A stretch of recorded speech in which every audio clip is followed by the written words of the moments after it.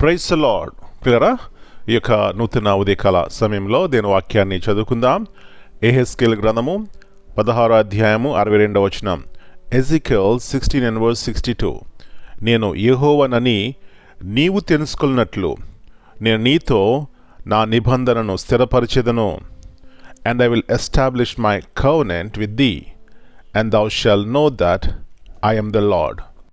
ప్రియులారా, యేసు ప్రభువారి అతి శ్రేష్టమైన నామంలో మీ అందరికీ శుభములు తెలియజేస్తున్నాను. ఎట్లా ఉన్నారండి? అందరూ క్షేమంగా ఉన్నారా? దేవునిలో ఆనందిస్తున్నారా? నేటి దినాల్లో ఆయా పరిస్థితులు మనం చూస్తున్నప్పుడు కలవరము, భయము కలుగుతుంది. అయితే ఒక సత్యం మనం గుర్తించాలి.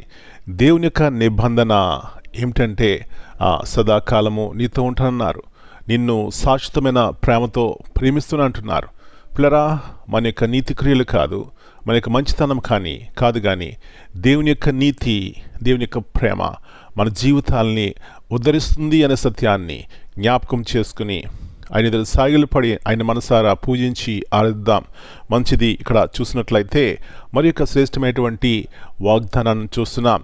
నేను యెహోవానని నీవు తెలుసుకున్నట్లు నేను నీతో నా నిబంధనను స్థిరపరిచేదను.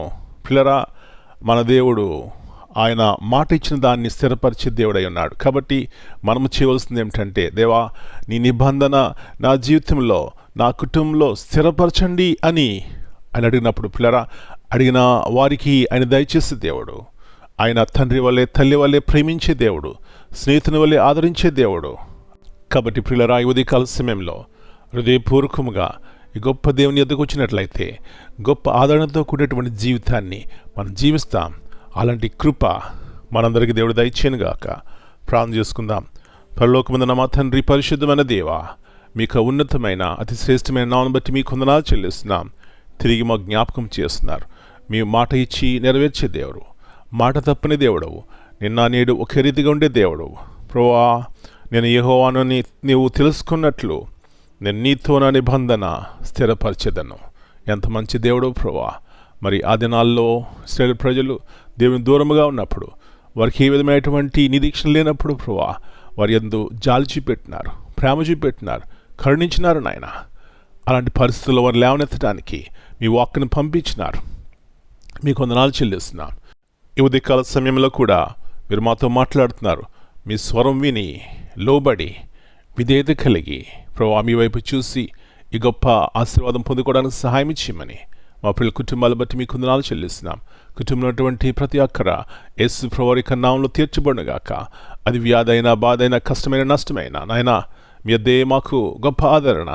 అలాంటి జీవితము మా అందరికీ దయచేయమని, మీ వైపు చూసి ఆత్మీయంగా, శారీరకంగా మేలు పొందడానికి సహాయం ఇచ్చేయమని యేసు ప్రభువారి అతి శ్రేష్టమైన నామమును బట్టి ప్రార్థన చేస్తున్నాను తండ్రి. Amen. God bless you all. My dear brothers and sisters, greetings in the precious name of our Lord and Savior, Jesus Christ.